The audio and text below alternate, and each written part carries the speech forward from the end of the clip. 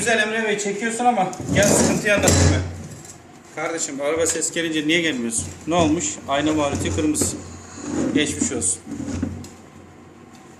Böyle durumda arkadaşlar en ufak bir ses geldiğinde geleceksiniz. Ustanıza söktüreceksiniz. Sonra şanzımancıya gelecek. Bu hallolacak. Ayna maruti kırmış bu Golf 5.